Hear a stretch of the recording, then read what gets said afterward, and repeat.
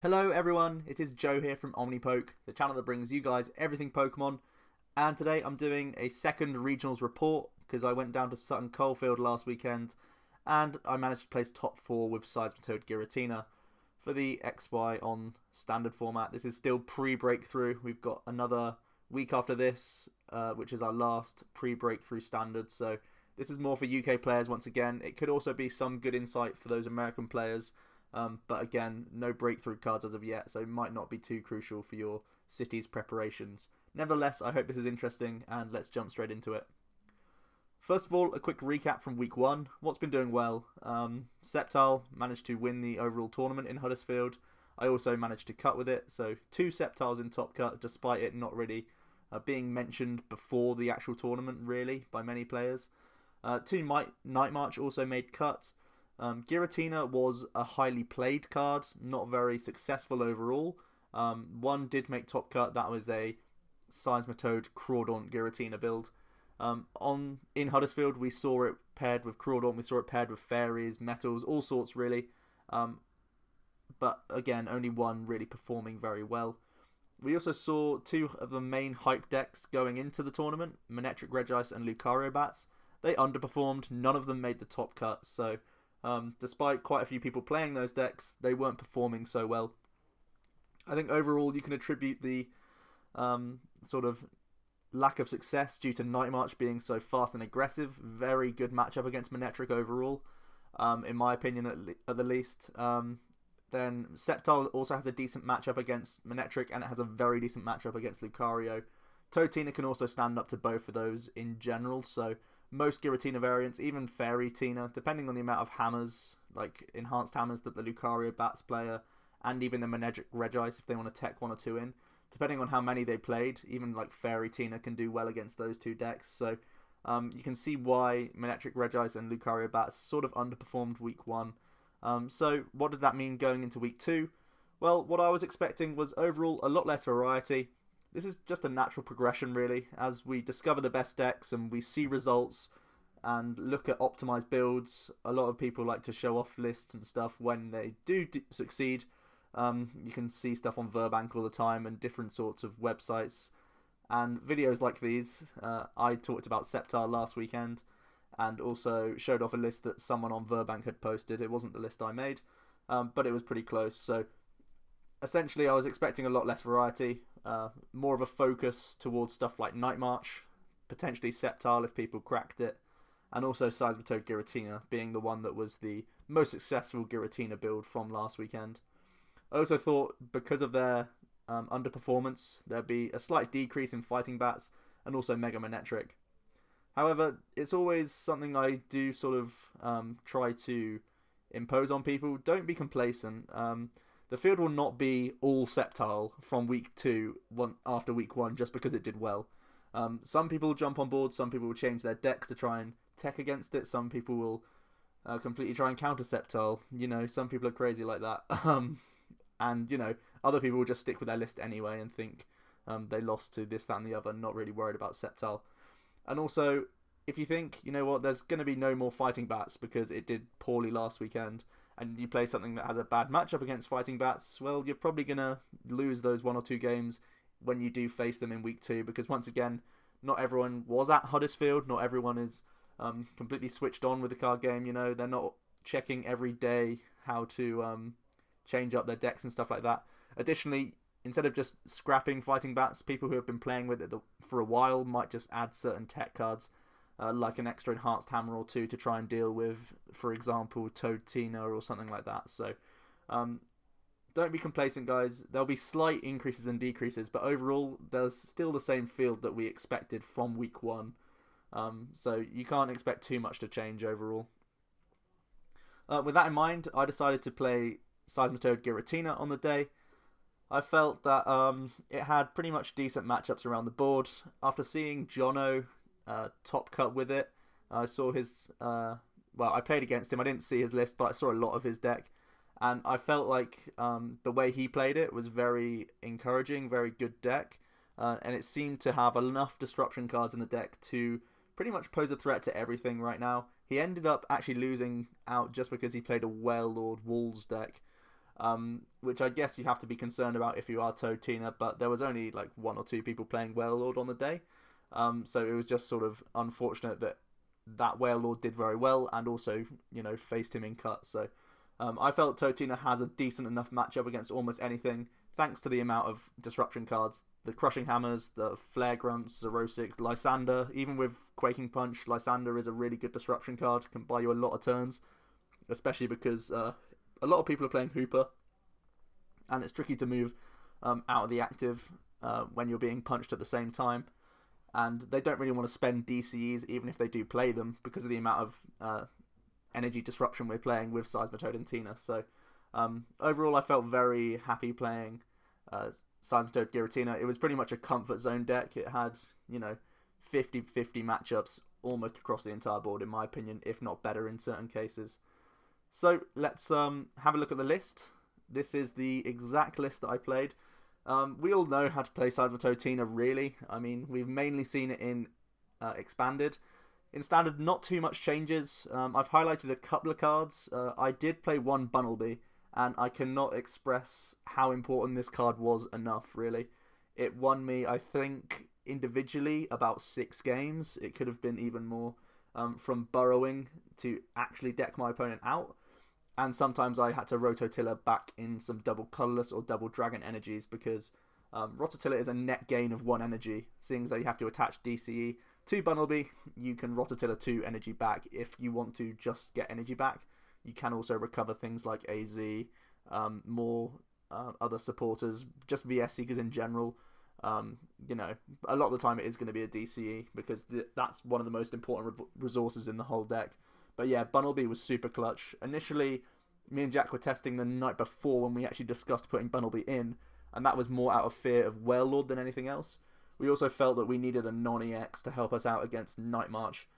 It turned out that Bunnelby was way more effective than I had first imagined because a lot of my wins you'll see in my as I go round by round, I actually did very well with burrowing to actually win games, which is pretty awesome. Another couple of highlights. I'm playing 1 Zerosic, 2 Flare Grunt. This is a fairly high count of disruption in terms of supporter. I'm only playing the 1 Enhanced Hammer, but I felt having Zerosic and double Flare is a much better approach. It helps you out a lot more in mirror matches, which I was definitely trying to tech for. Combined with Bunnelby and Zerosic and double Team Flare, I felt that was pretty good.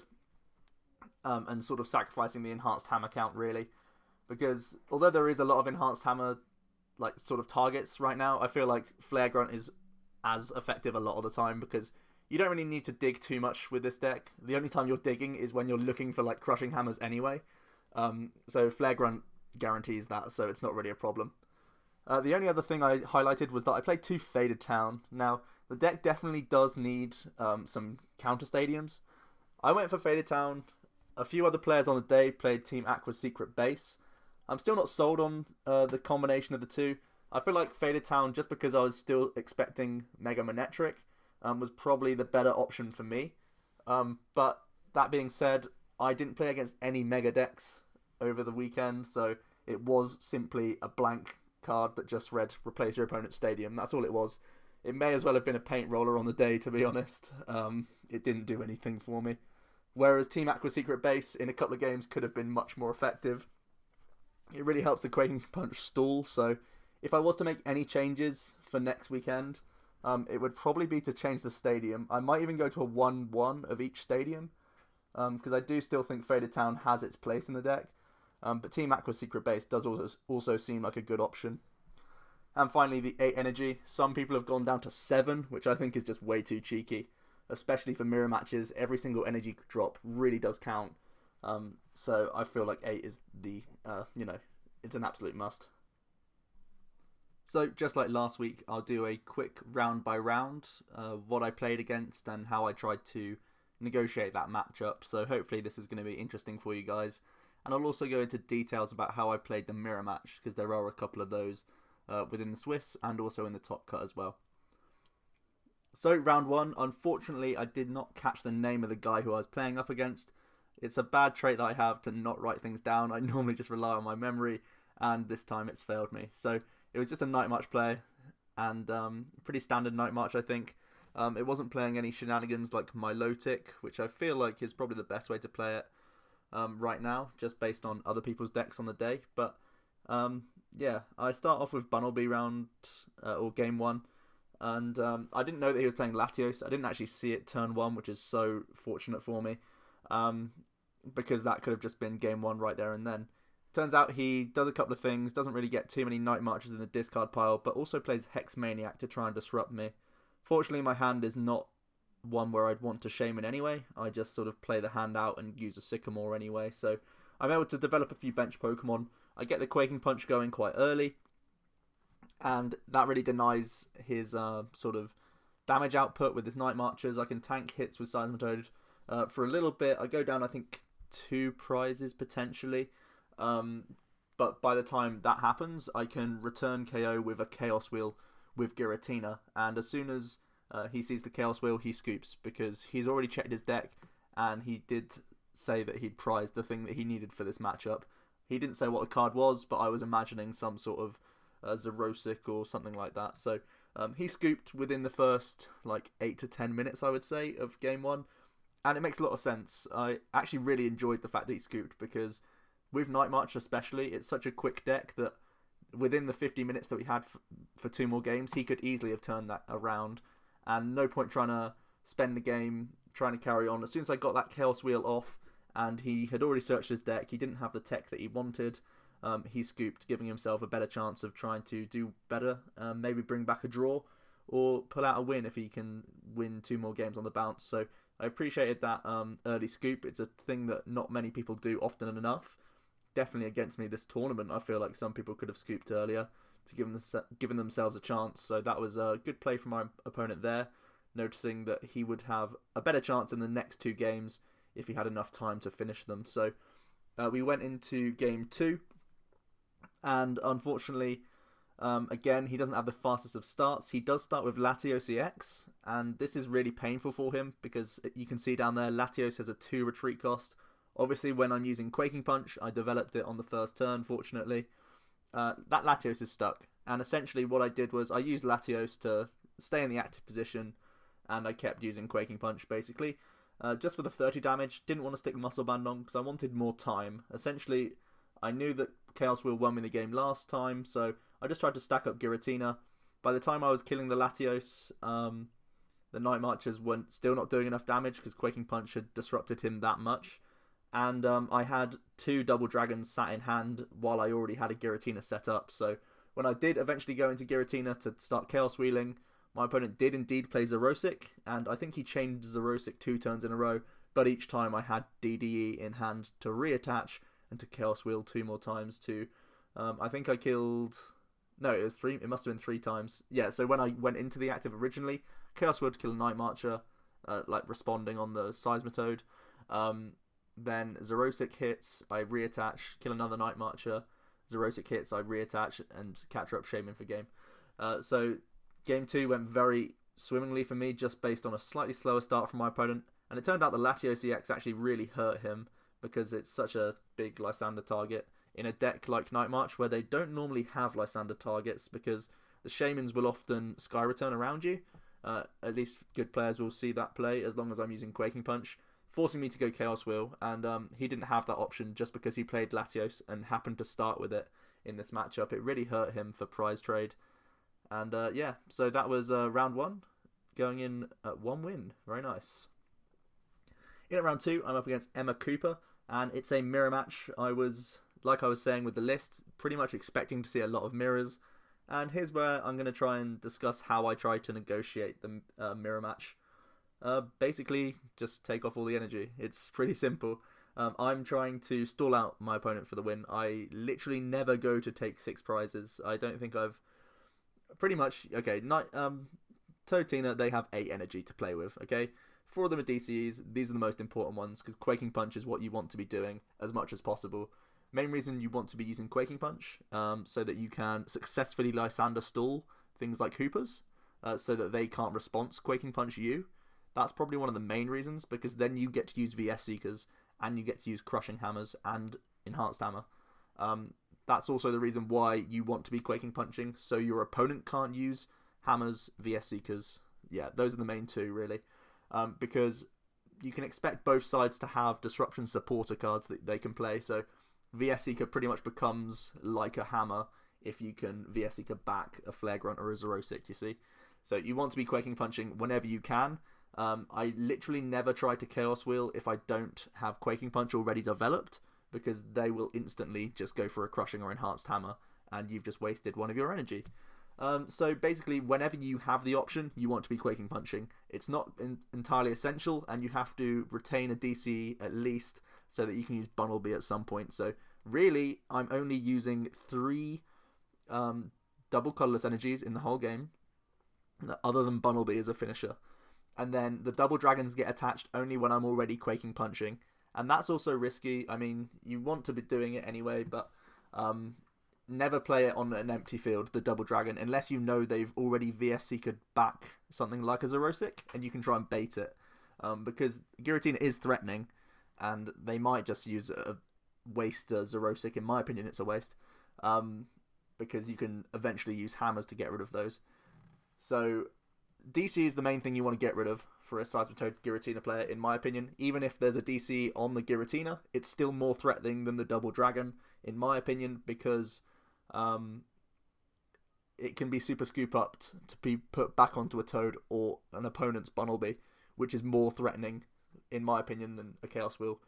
So what I'm trying to do is play less cards than my opponent the entire game, so that I can eventually use Bunnelby to take the win with a burrow, basically, by having more cards in deck and deck the opponent out once I've gone through the 2 Flare Grunt, the Xerosic, the 4 Crushing Hammer, the Enhanced Hammer, the 4 VS Seeker as well, and the 2 Lysander counters Disruption cards, and we have 2 Headringer to make it more awkward. So in game 1, I don't think Emma really knew too much about the mirror match. I mean, she started going quite aggressively through her deck straight away. I think she was looking for stuff like Headringers. I guess that's a proactive approach to stop me using Quaking Punch, which does make a lot of sense. But it also meant that she lost a couple of VS Seekers and stuff along the way. She kept using VS Seeker to use Birch to try and look for more things. Like, it sort of seemed a bit wasteful, in my opinion, the way I approached the matchup, where I was sort of just draw passing, or maybe drawing, Xerosicing and passing, you know, not doing too much, but, you know, Quaking Punch is such a low damage output that you have time to just draw pass for a few turns until they do go to Chaos Wheel to really put pressure on. And then when that happens, you've been draw passing for so long that you probably have enough hammers to wipe all the energy off the Giratina, and then you're back in a favourable spot. So really, if your opponent is going hard with energy, trying to get the attachments, trying to be the aggressor, it works pretty much in your favour as long as you can hit these Disruption cards. So that's what I was looking to do pretty much all day against Toadtinas. I play 3 over the course of the day, so game 1 I'm able to get rid of 7 of her 8 energy, and she just scoops straight away. I think the game took about 20 minutes, maybe, I want to say around that number. And as soon as, like, again, she was someone quick to scoop, which is another good trait.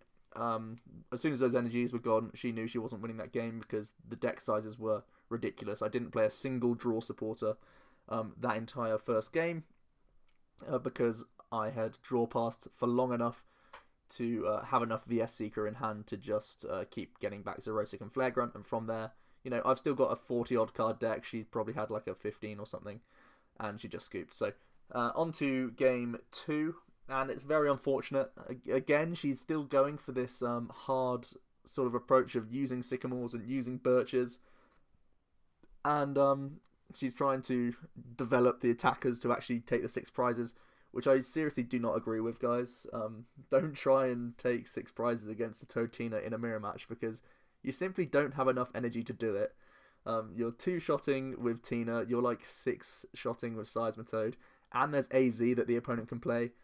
Like, if there's a Seismitoad with a Headringer on it, they're never going to attach double colourless. So it's literally just waiting to be AZ'd. And if they're just using Quaking Punch, you're waiting like 6 turns for that. So it's really easy for you to just stall out that amount of energy. And especially, Emma wasn't playing Bunnelby, so I feel like I'm always going to win that matchup just because of the one Bunnelby that I play. It can be a 1 prize card if they are going with Giratina for those 1 or 2 turns. And of course, it can recover important supporters for me, or it can recover energy for me, which is also really good. So, as well as, of course, burrowing for games, which I didn't do because she scooped early. In game 2, though, like I say, she was going through the deck, trying to do her thing. About 4 or 5 turns in, I think. It's still quite early on in the game. She goes for Zerosic on my active Seismitoad, who had been Quaking Punching. And then later on in the turn, she also played Birch. Now, we didn't spot this until she had already shuffled in. The judges were called over, and it was a game loss. As you can imagine, the hand had already been shuffled in. I had no way of knowing. And it was literally, she played Birch, and she put the cards on to shuffle before she even did the flip and stuff. So, oh no, she flipped first as well. Yeah, I think that's another thing that she did wrong. But obviously that's not a judge-worthy offence or whatever. But basically, she had already shuffled in before we noticed. So yeah, that's a real shame. Because then we had a fun game 3, and this whole time I've been saying how you can't just run through a Toadina. She actually managed to in a fun game 3 that we had just for the sake of wasting time, because we were trapped in a corner basically because at the venue it was really tight for space. They did really well to manage it. There was over 100 and I think it was 102 masters or something, as well as a handful of juniors and seniors as well. And the venue's not the largest, so they did really well to cram everyone in there, but it did mean that we were literally in the corner. So there were 2 other people still playing. No, there was 4 other people still playing, and essentially in the way. So we just sat down and played more games for fun. And she was actually able to Chaos Wheel through me, and that was mainly because I didn't draw into... I literally drew into 0 of my, 12 outs, 13 outs, something like that. So, yeah, she managed to win, I guess, proving my strategy wrong. But it was a fun game 3, so I wonder if maybe I was focusing more or whatever. I may have made different lines of play or what have you. I was already pretty chilled out and happy that I'd won round 2. But there we go. Toad Mirror. Do nothing, and it's actually a really good approach, basically. In round 3, it's another mirror match I'm happy to see. Although it is Jono, he top cut last week with the Toadina Crawdaunt list, so I was also kind of worried. I thought he would have known the matchup a bit better. But once again, it seemed a lot of Toadina players hadn't really tested Mirror enough. He just assumed having Crawdaunt really helped him out in Mirror, which I guess you can assume. But again, he's using Ultra Balls, he's using Sycamores to try and find Corfishes to flood his bench. He played Skyfield as well, so he was putting a lot of stuff down, really digging through his deck. And it really just doesn't work against this deck, against a Mirror match, because it's all about how many cards you still have playable at the end of the game, really, because it's always going to deteriorate before the 6 prizes, in my opinion. I think the closest anyone got to is in my top 8, where someone was 2 prizes away, and it was a head ring at Giratina, so they were never going to one-shot a Shaman. So I was always safe throughout every one of my games against Seismitoad Giratina. I was always completely 100% safe. So it's never going to happen that you're going to lose a game, other than that game against Emma last round that was for fun. In my opinion, you will just outlast someone by having enough disruption cards, especially if you target double colorless energies, because then every hammer that you've not had to discard throughout the day, throughout your game, and by the way, you're trying to be cautious the whole time, as I keep saying, every hammer becomes active again, and every VS Seeker becomes a potential Zerosic or Flare Grunt. So even though he had the Crawdaunt, he's gone through so much of his deck at the time that it pretty much deteriorates into us both just passing. I think I was able to get rid of quite a few energies early on. I think he even sycamored away a double dragon, trying to get a early Quaking Punch on me, which I just really disagree with. I don't think you can ever discard an energy unless you're going to be benched or something, you know.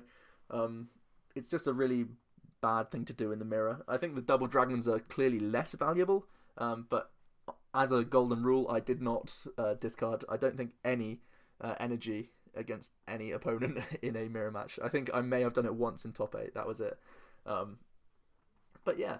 The game deteriorates. Neither of us are using Quaking Punch. After basically what happens is you get a Quaking Punch off for 1 turn, and then your opponent inevitably has some way of getting rid of it, or Lysandering around you or something, because then the following turn they break the lock, and yeah, whatever. So every DCE is basically 1 attack, but you pretty much need one way of stopping your opponent from Quaking Punching to use all your VS Seekers. So it deteriorates to the point where we're both draw passing.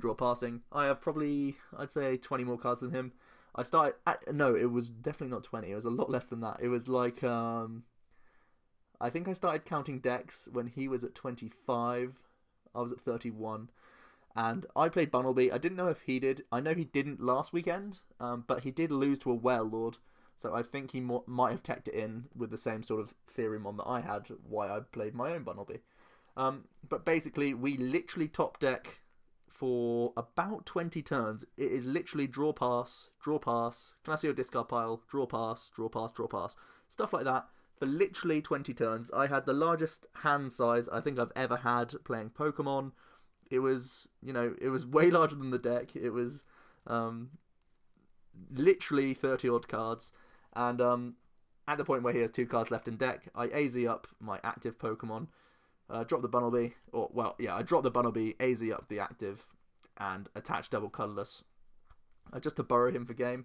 And that was really embarrassing because he didn't have, he did have Birch, he just didn't know that I played Bunnelby. I hadn't revealed it, so I guess that's a good thing that I didn't reveal it, but if you're playing a Tina Mirror, you have to be kind of cautious. If you see someone doing just draw passing, and they've got a 30 card hand, it's not like they've missed every single energy.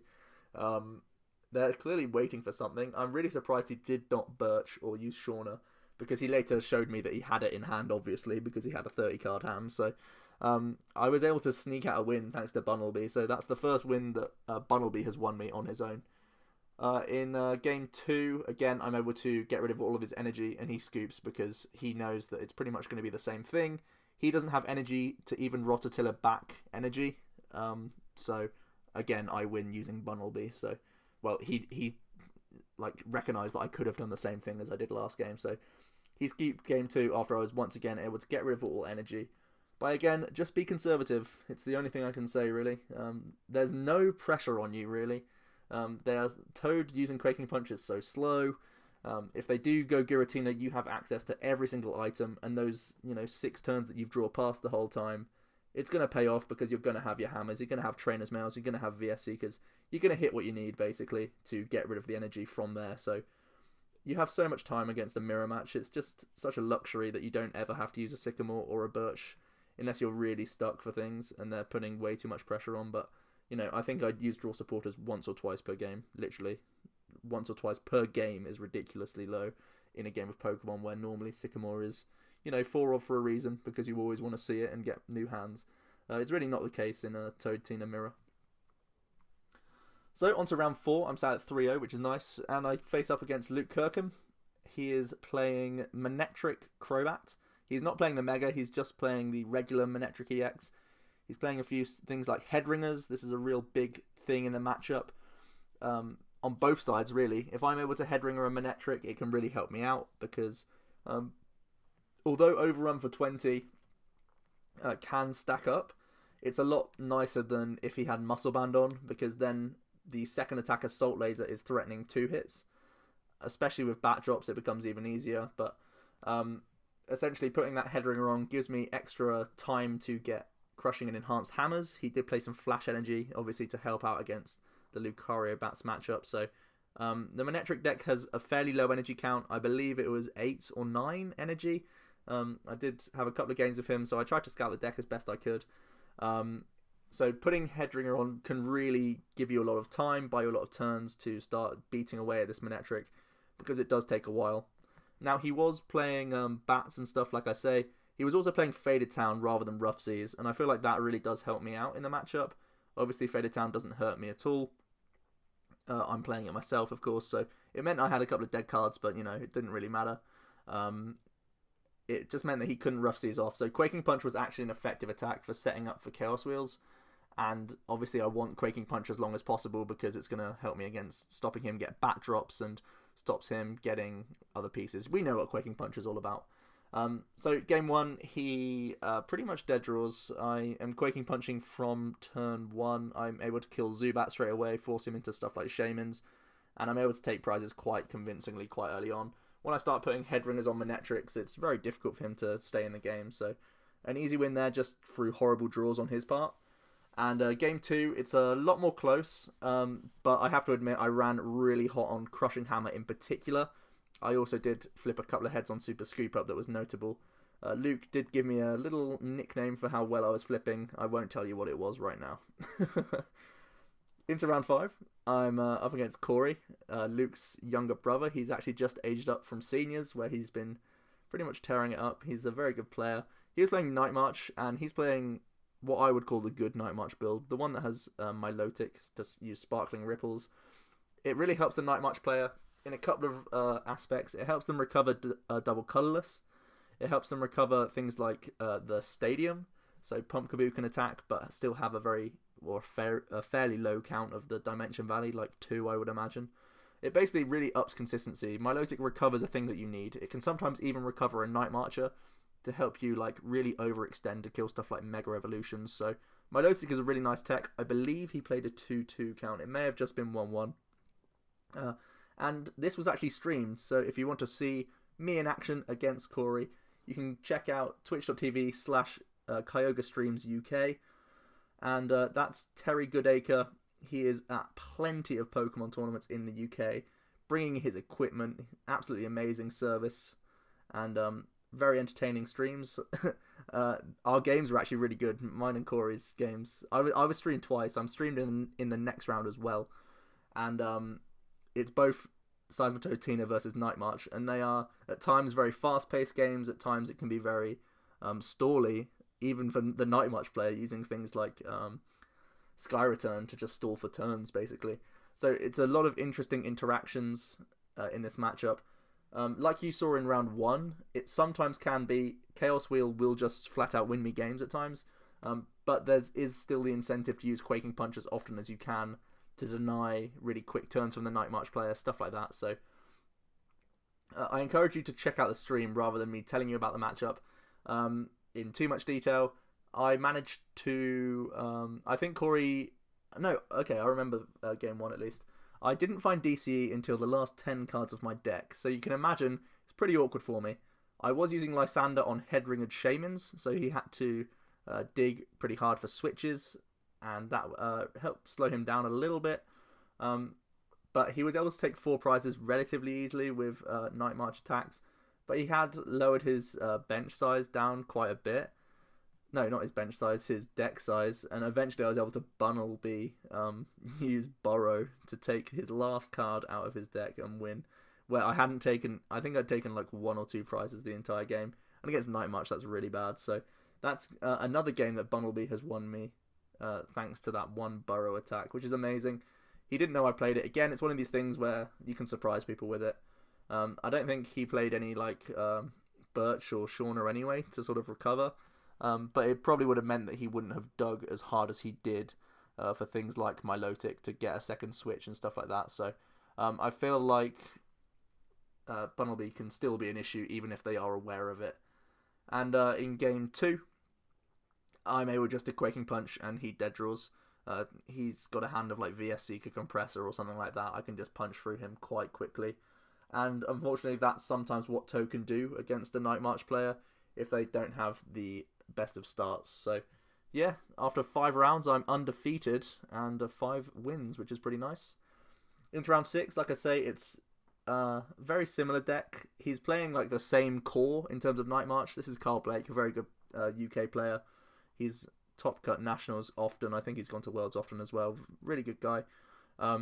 He's playing a build much more similar to Luke Burke's list, the top cut last week, because it's playing 3 Hex Maniac and like 1 or 2 Sycamore. I don't know if it was just 1. It's pretty cheeky if it is just 1, but literally it's filled with Acrobikes and Roller Skates, Trainers Mails, Ultra Balls, Compressors, like 4 of all of those cards, literally. A ridiculous amount of trainer card draw. And again, this is streamed on Kyogre Streams UK. You can see it all there, all the action. And game 1 is a very, very close game where I'm using Quaking Punch the majority of the time. I've almost set up Chaos Wheel, and obviously both these Night March players, I should mention, Corey as well, they both played Xerosic, and Xerosic makes the matchup a lot more difficult, of course, especially when you can use Milotic to recover Xerosic, even under Trainer Lock, whereas otherwise they could just use stuff like VS Seeker. But yeah, basically, I'm Quaking Punching away, get quite an early lead, and I'm able to get rid of all of his Night Marchers. I believe he definitely prized one Joltik. I don't know if it was any others. He may have also prized a Pumpkaboo, which would have sucked for him. I think it was just one Joltik. Either way, I'm able to Quaking Punch my way through all of his Night Marchers, where he's left looking... Well, he's just using Sky Return, basically. I'm continuing to Quaking Punch as I keep drawing again. It's a hand size to the point where I have like 16-something cards. So I really don't want to use Sycamore to dig for my last double dragon. Because I have 2 Super Scoop Ups and 1 Switch in hand. And these are my last means of switching cards in the entire deck. So I had to... basically, what I would have to have done was play the Switch and then Sycamore in a hope to find double dragon, or just keep drawing. And I did choose to do that. I kept getting hit in the face with Sky Return. I think it was literally... I think I had about 120, 150 or so damage on me by the time I actually tried to make an action. I was literally just drawing, Quaking Punching and passing, hoping to find one of my outs. I needed to hit double dragon energy. I needed to hit... what else was it? I needed to hit a VS Seeker or a Lysander, because at one point he benched Feebas because he had to get a Night Marcher back, and it was pretty ballsy play of him, because I think that's the only way he could have ever won that game. But literally I had like an 18 card hand or something stupid like that, so him having to put down a 30 HP Feebas when I've been using Quaking Punch for the last like 6 turns, that was pretty gutsy play. Obviously it paid off because I didn't have the cards in hand. And there's a crucial turn where you can see it on stream. I'm not sure if it's a complete misplay or... Well, statistically, it's not a misplay. Because only... I think it's roughly like an 80% chance I could have drawn into double dragon. But that also leaves, like, if I didn't Quaking Punch, I had no way of move... Like, once I use the Sycamore, I have no way of returning to Seismitoad. So if I miss double dragon, Giratina's stuck active... and he will literally just sweep me. He has a hand which is retardedly big as well. You can see in the stream, it is literally every single trainer card. I think his hand is entirely trainers other than double colorless energy, which he's using to bounce shamans with. So pretty crazy. And eventually, because I didn't hit the things I needed, he's actually able to Sparkling Ripples back a Pumpkaboo. Then he can Sky Return into Pumpkaboo. And on that crucial turn, I can't find double dragon. I didn't top deck into one of my outs, and therefore I lose, which is pretty bad. Again, I was like 2 or 3 turns away from decking him out also, so there was that in the back of my mind as well. I had Bunnelby around ready to deck him out as well, so it was also the sort of situation where I wanted to keep Super Scoop Ups just to heal the Toad that I kept getting damaged on, and also just in case I wanted to switch up to a Rototilla to win the game off of him, because I hadn't revealed the Bunnelby yet either. I don't think. I may have, though. It may have just been chilling on the bench. Either way, he's able to win game 1. Game 2, I'm able to win a bit more convincingly. You know, again, he really struggles to get enough Night Marches going early on, so I can... is that right? I can't remember. Check out the stream. I can't remember game 2, but I definitely win in some aspect. So we end up tying after game 3. There was like still plenty of prizes to go, so we just basically shook hands and took a tie, which was, I think that was enough for me to cut, so I was happy to take a tie, really. Although it was kind of annoying that I didn't win game 1, because I felt to be really in a commanding position, and I had, you know, like 8 top decks and probably 6 or 7 outs in deck that could have won me the game every time I top decked. So it's pretty bad that I didn't get the win game 1. It would have been nice to have done so, but Carl played it expertly to stall for time while he was able to somehow pull back a victory. Very, very good game. So check out that one for sure. Even the games with Corey are really close, but I feel like the first game 1 with Carl is absolutely ridiculously close. And analyze yourselves what I could have done to change the game. I think one also additional misplay was when he benched Feebas. I didn't play Hex, and that would have bought me 1 extra top deck. Don't know what it could have been, but that could have been a clincher as well. So there we are. A draw with Carl. Very cool games. Check out the stream. So round 7, like I say, because I was at 5-0-1, I could just ID with Charlie. he was also sat at 5-0-1. We wanted to go eat and stuff. It was at like 8 or something at this point, so we just wanted to go chill out and not have to play the game. It was also because we would have been on stream again, and Charlie didn't want to show off some of the secrets of his deck. As you can see from those images, he was playing Team Magma's Camera Up DX and the Theta Double Entei, which is very interesting, and it's not a gimmick. It's actually a very good deck. Obviously, Charlie is a good player and has made a very good list, maybe one that most people wouldn't expect to see. I didn't see much of his deck throughout the day, but whenever I did see things, it was all very interesting stuff. So Charlie clearly figured out his matchups well. He didn't play as many Sceptile as you might have imagined. He didn't just beat a field of Sceptile and make it to cut through pure luck. I think he played one Sceptile. He played one Metal matchup, but it was also with a lot of Seismitoad, so I guess you could say it's average, not really a favourable matchup for the Fire deck overall. And then he played stuff like Night March, he played other Totinas, so he was very much deserving of being a 5-0-1 at the time. So yeah, we just ID'd and grabbed some food. We went with Luke and Corey as well, just to chill out for an hour, basically, and came back knowing that we had all top cut, because those two were at 5 wins and a loss each as well, and they paired against each other in the last round, and their loss was to me, who was the highest in the standings, so they knew they would have made cut even if everyone else finished at 5 or 1, because they would have had really high percentages. So good for them, and shame I couldn't talk more about Charlie's deck. I kind of wanted to play the matchup, but also kind of didn't, because I was scared of the deck, because it's, you know, full of secrets and other things that I would have had to play around. He didn't want to reveal information just to me and also to the stream, which is very understandable, because he might want to play this next weekend or what have you. So there we are. Look out for Camera Up. It's pretty cool. So after 7 rounds of Swiss, here we are, the top 8. I was in at first seed at 5-0-2.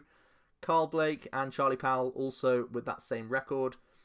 Luke, Corey and Sam Taylor, they all have 5-1-1 records, and then Alex Dow and Charles Barton in there as well with 403 records, I believe. So let's look at this top 8. We got 3 Night March, I think, if my maths, if I can just see right now. 3 Totina, 1 with Crawdaunt. The other 2 were just straight lists, mine and Sam's. And then we see a Manectric Bats and a Camera Up Entei. Pretty interesting decks. So overall, lots of Night March, lots of Totina. These are the best decks probably if you want to top cut with. I think they're really competitive decks against most of the format, just because Night March has so much inherent speed and Totina has so much disruption that they can stand up to anything. But then there's Camera Up Entei and Manectric Bats, which also seem like pretty interesting decks and pretty strong as well. So in the top 8, I'm paired up against Charles, and it's another mirror match, so I am rubbing my hands together, but also kind of worried. I hadn't heard much about Charles's list. It turned out he was playing it with Crawdaunt, and again, I'm just really, not really disappointed, but surprised that a lot of these players were using Sycamores and using Birches, because Charles, again, he started pretty aggressively, looking for Headringers, attaching double colourless energies, trying to find Corefishes really early on in games, and you know, I think his first 3 supporters were Sycamore, Birch, and he's gone through so much of his deck at this point. He got rid of VS Seekers along the way. I was just pretty much licking my lips, trying not to crack a smile when he was making all these decisions, as I literally just drew past, and eventually, yeah, game 1, I am able to run him out of energy, and I think I'm able to headring his Giratina that ends up having 3 double dragons on it, and I'm eventually able to take the use the last team Flare Grunt to leave Tina with 2 double dragons on board, but obviously it's useless. And yeah, he's out of energy. I can burrow for the game once again, which is pretty awesome. I can't say much about the matchup. When your opponent does more than you, it's really hard for them to come back, especially when I can use Bunnelby. Game 2, it's a pretty similar situation. Can't really say much. Again, I'm able to do the same strategy. It felt like he didn't clock on too much. I think he was a bit more conservative, using VS Seekers proactively to grab Zerosix back, just in case I was able to Quaking Punch. So I guess he adapted his strategy a little bit, but again, it was the sort of thing where he just played more Sycamores and stuff and got through more of his deck. And yeah, when it does deteriorate to a just draw pass matchup, I have more things in hand to actually deal with whatever he can throw out that's left of his deck. I just have more resources to play around with, and basically that's how I won top 8 in 2 games, which is pretty nice. So let's see the other top 8 matchups. Night March took out a Night March. I believe Alex beat Carl. And then Entei was able to beat a Seismitoad Giratina.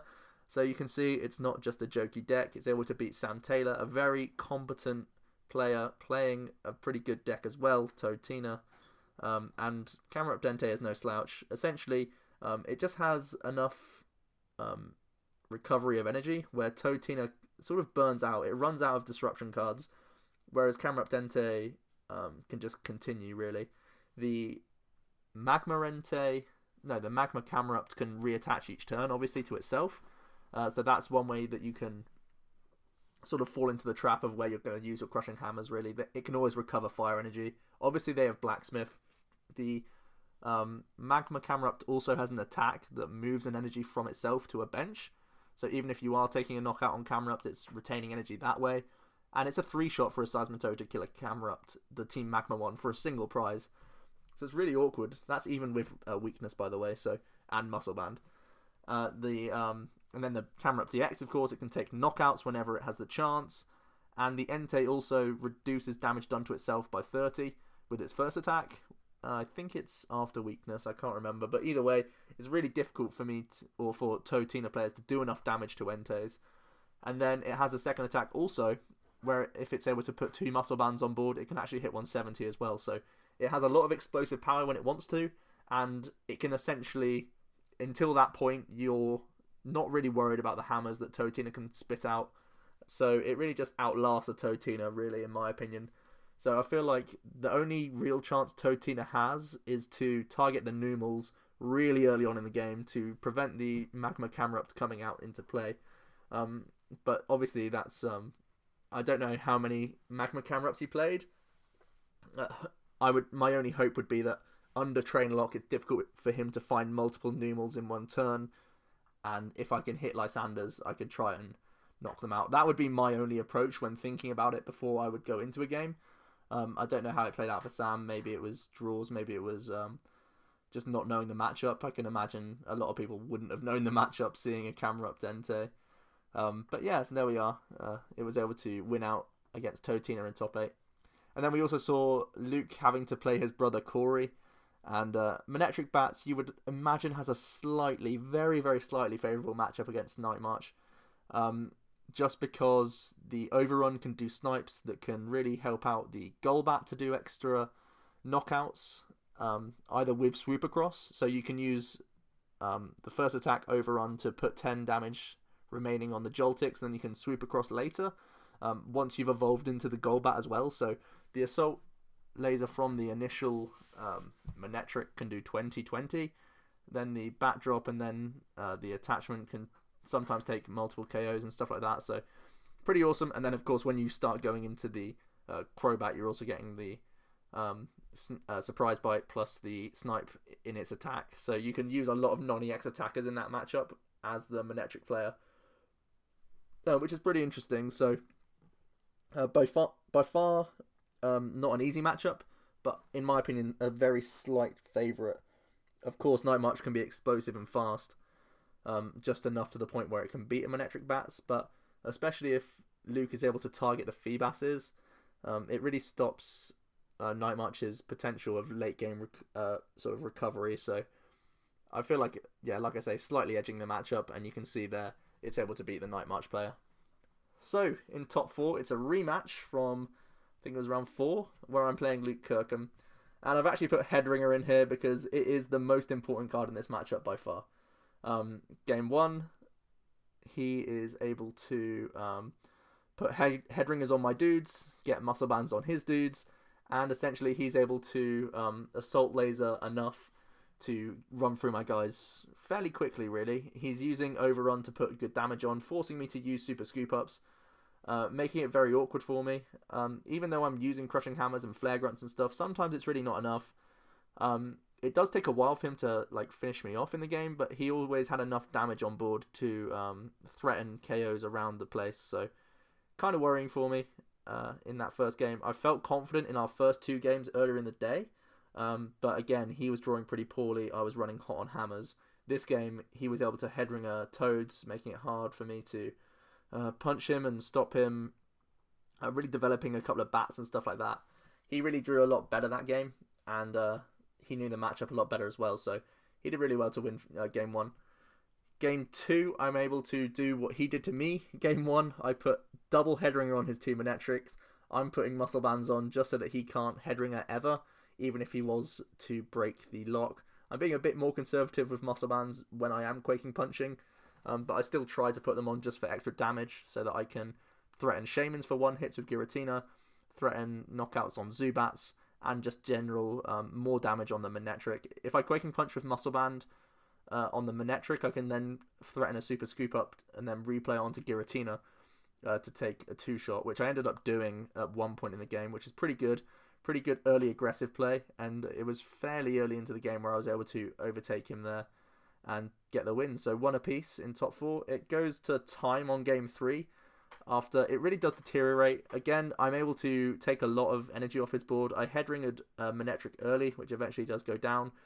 He's able to develop a second Manetric, and but at this point he's lost so much energy that it is another draw pass for a few turns. It ends up, time is called. He's like turn 0, and he bat drops. What does he bat drop? He bat drops a Shaman, I think. I draw, then pass, goes back to him, and so he's turn 2 now, and he pulls up the Shaman with a Lysander, attaches his last flash energy to Manetric, can free retreat out of a Crobat, what happened was the turn before time he was able to pick up his active Shaman, which I was just stalling him with an AZ, I believe, goes into... Oh no, what was it? Oh man, he like picked up a Zubat, I think, to replay it later on, and it was the crucial turn where he had to do it. If he had done it a turn later, obviously time would have been called, and he wouldn't have had enough damage to do it. So, a muscle banded Manetric does 80 on a Shaman, and then he had the surprise bite to finish it off on the right turn, which is pretty good for him. I needed like 1 more turn, but I was also out of double colourless. I was 1 prize ahead of him. He had 2 to go, I had 1 to go. My last prize was double colourless, so I was really out of options. I had no more energy to play. So I was completely and utterly focused on the draw pass because I had to. He had a lot less deck. I think by the time the game ended, he had 2 left in deck, so I don't know if the Bunnelby would have won me the game if I had double colourless. I think it would have, purely because he would have had to have used that energy attachment to kill the Bunnelby, because it would have taken away too many cards from his deck. But yeah, losing that 1 double colourless, I remember, well, obviously I knew I had 1 DC prize, but I was essentially in a position where I was forced to take 2 prizes, and I pretty much had to rip the double colourless off those 2 out of my last 3 prizes, and I didn't do it. And from there I was just like, I knew I was going to have a bad game, especially when he AZ'd up at the right time. So Luke played it expertly. I think he had to draw pass for like 10 turns, but then when the time was called, he knew exactly how to finish off the game. I imagine he probably had those things in hand already, just waiting to do it. He just needed the extra bat drop damage, and he saw that play, 3 turns ahead of time, so that's pretty good. So well done to him. Gets through the top 4. I think it was really close matchups both times. Like I say, that last double colourless prize really, really hurt me. Really, really hurt me, because he played 1 E-Hammer plus Zerosic, and he was able to get rid of a lot of energy, which was really good for him. Even with headringed Manetrics and stuff, he wasn't doing enough damage, really. But he was always forcing energy off the board, which really pressured me as well. So, yeah, he did really well to win that game. I think I'm probably slightly favoured. If we played that game 10 times, I think I'd probably win 6 or 7 out of the 10. So he did really well to win those games, in my opinion. So in the other top 4 game, Entei Camrupt was able to beat another Night March. Don't ask me how he does it, guys. I don't know myself. Basically, again, him talking through the matchup to me, I mean, Blacksmith is super clutch so that you can keep attacking Night Marchers. That's one huge thing. Another thing is, like, the camera up attaches to itself. You're always going to have an attacker every turn, so it's literally a race against the Night Marcher, I think. And the camera up is, I don't know, it can catch her up a Shaman or something. I really don't know how he beats Night March. I don't know enough about his deck. It's all speculation how he does it, but yeah, he plays enough non-EXs to the point where he doesn't need to bench any EXs. So I think at one point in the game where he can use the Entei to do 130 to kill a Shaman, I think that's how he wins prize trade overall. I think that's the only thing in my head that I can think of how he can beat Night March. The only way to skew prize trade. So there we are. He's able to make the final along with Luke.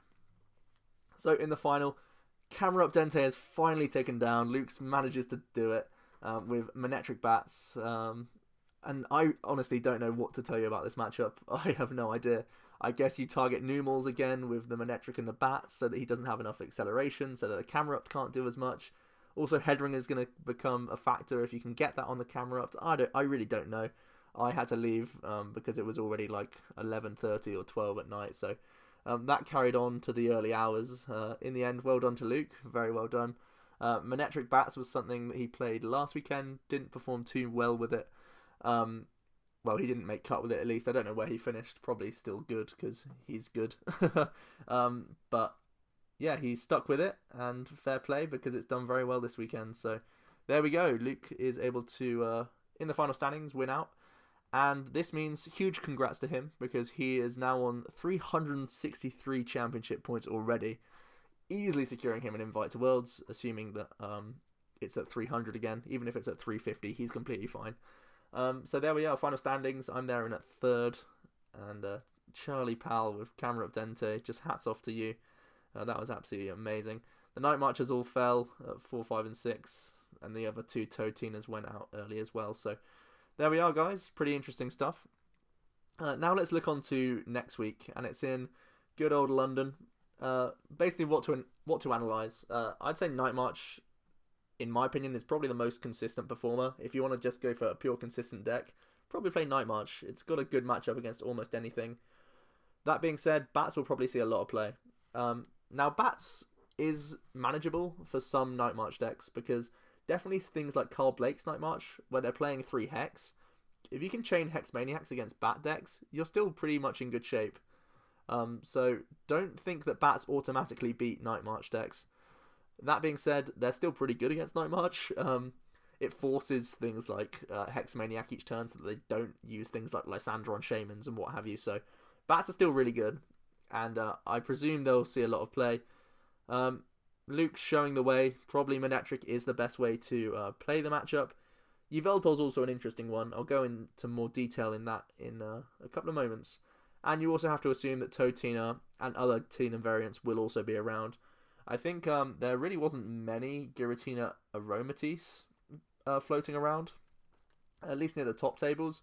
I'm not sure if it was being played a lot or not, but I feel like that one's not necessarily awful against Seismitoad Giratina, so maybe a resurgence of the Fairy Tina as well to look out for. But overall, if you're playing anything, you have to be aware that it's got to be 1 or 2 energy attacks, really, because Totina otherwise is going to have a field day with a bunch of Flare Grunt and Hammers. That's what I'm going to try and do against you anyway, because that's pretty much what I did at all games. A lot of the time I was stalling for games rather than just taking the 6 prizes. But hey, it's Totina. That's what it can do. It has the option to do that, so there we are. So I'd just like to leave on a pretty interesting note. A potential play for next weekend. Seeing as though there's going to be a lot of Night March and Totina, I feel like this could be an interesting pick. Now, it's unfavourable against Mega Manectric for sure. Even regular Manectric isn't too favourable, and Yveltal is an absolutely god-awful matchup. So if you're expecting a lot of those, probably don't play this deck. But based on the top 8, there was a lot of Night March, a lot of Totina, and this also has the added bonus of having a really good Fighting Bats matchup as well. And this deck is non-EX Yveltal with Crobat. We've seen this work once or twice in America at a few, I think it was at a few regionals quite a few months ago. And it's pretty simple. Using Baby Yveltal, because it has 130 HP, it stays out of the range of Giratinas, and it's a 3-shot for Toad if they have Muscle Band on from the very first turn. So it takes a real long time for them to do anything against you, and every turn you can Oblivion Wing back energy. So it's much like the Camerupt approach, where you can just outlast a Toad's hammers, really. You just have enough time to stay in the game, keep enough energy on board to the point where they're out of disruption cards, and then you can start swinging for bigger numbers. Also, we're naturally playing 2 AZ that you can see in the list, so that 130 HP that we can bounce up once or twice as well is really going to put a lot of pressure on Toadtina players, so I think that's really good there. We're playing the non-EX Yveltal as well for Night March. Pumpkaboo has weakness on Yveltal, so Oblivion Wing is always one-shotting any Night Marcher in the active, and then we have the addition of the bats to do sniping whenever we can. The bats also really help out in the fighting matchup. Yveltal does have resistance, but Lucario normally hits through it. Although we do force Lucario active by playing Yveltal. This is a big thing. Obviously, we're not going to play the Malamar that we're playing. I'll talk about that later. Actually, in the Toadtina matchup, that's one of the reasons why we have Malamar. Hyper Hypnosis to try and break the trainer lock is really important for us. And yeah, like I say, once they're out of disruption cards, we can actually start going for those Maximar attacks to really switch up the pace of the game. You're not going to play it against Night March, you're not going to play it against Fighting Bats, because you want to force the Lucario's active, so then you can use Crobat as an attacker, who with Muscle Band can hit 100 on Lucario's and they can't really do anything. You can AZ up and stuff like that. So you're trying to have really good matchups there, but like I say, fairly unfavourable against Manectric. Luke was not playing Rough Seas. If it's a Mega Manectric deck, they probably will. That's why you can see I'm playing 3 Faded Town. You need to have a high count just to counter their stadium. Similar situation for the Sceptile. You need to counter their stadium in some way. And the Sceptile's even worse than Manectric because the Theta stops all the bat damage. So that's mainly the reason why Malamar's in here. Malamar's in here to try and balance out the Manectric and the Sceptile as best we can, whilst also helping out in Toadtina. I really don't think it's a good attacker in general, but you just need to have something against Manectric and Sceptile, just in case you face 1 or 2 of those in Swiss. I feel like Manectric Crobat, if it was in that top 8, I think it probably could have won that top 8 that we saw this week, other than Manectric Bats, which is probably unfavourable. And if you still think Manectric Bats will be played a lot, go for that. I think Manectric Bats is slightly weaker to Toadtina than this is, so that's the only reason why I'm sort of discussing this as a little fun build. A couple of things to note. We're playing 1 Milk Tank. That again really helps out at keeping high output, slightly higher output, well, obviously much higher output than the Oblivion Wing against most things, so we can actually threaten like 2 shots with Bat Drop, so that's pretty good. Also, a Milk Tank plus a Surprise Bite kills Shaman, which is a really crucial thing, because this deck does run out of output really against stuff like Manectric and Sceptile. You probably want to target probably 2 Shaman to even keep up in that game, so you're going to try and be a Shaman killer in those matchups really. A couple other things. Playing double AZ is for Toadtina and for Fighting Bats really. Double Lysander, pretty standard. Just 2 Muscle Band, because we're playing up against Night March, it's not important. Whenever we face Toadtina, we can rarely play it, so it's only really good against stuff like Fighting Bats, because you can Oblivion Wing with a Muscle Band plus a Golbat drop to kill stuff like Horluchas, so, and you can like just actually threaten 4 shots, which is still really slow, but it takes a while for them to kill Yveltals as well. We're playing the 1 Xerosic and 1 E-Hammer to improve the Toadtina. I think Luke was only playing 1 Enhanced Hammer, 1 Xerosic as well, and when you play them well as he did, they can really count, so I felt like incorporating that into this list as well. Hex Maniac of our own can be really good against stuff like Metal variants. Aromatisse Giratina variants it's really good against, because we need to deny them using Ferro Transfer plus AZ themselves, because that could really hurt us. And it's also really good against Night March for stopping them using Sparkling Ripples. We're using 11 energy, just 2 of them being double colourless. I think it's important enough to play 2, even though there's a lot of special energy hate, and we can't use them against Giratinas. Because it means against Night March you can actually play a Shaman, and then you can DCE to pick it back up with a Sky Return and take a knockout on a Joltik, which is pretty clutch. And it's also a big damage booster for Malamar to help out against Manectric and Sceptile. I by no means think this is a good deck on its own. I just think for next week it could be a pretty clutch play. If you're confident enough that Night March and Totina will be the majority of things that you'll see, this is probably going to be really good. I think it actually also has a really, really good Warlord matchup, because you can stack up Malamar to do a crazy amount of damage, and they really don't play much to get around that. Like, you have enough things in the deck to get around their Regice. You don't have to commit double colorless so that you still get around Aegislash. They really don't have enough stuff to stop this, and I feel like Warlord could be an even bigger play next weekend just because of how well Totina did. So yeah, a pretty interesting one. I feel like no one's playing Yveltal at the moment. I think this is probably the only way we can play it. I'm not playing a single Yveltal EX because it's too much of a liability. If you start it against Night March, you'll probably end up losing. It's not very good against Totina. It's deceptively worse than you would imagine because of the amount of energy denial, and a single Headringer is just so annoying. It really doesn't help out against Manectric either as well, so again, if you start with it, you probably end up losing that game, so I just didn't even want to risk it. Malamar's by far a worse attacker, but it just doesn't have the horrible weakness, so there we are. Some food for thought, something fun that you might want to play next week. Pretty interesting stuff. I hope you enjoyed this report, guys. I went over quite a few things. It's been Joe from OmniPoke, and I'll see you guys next time.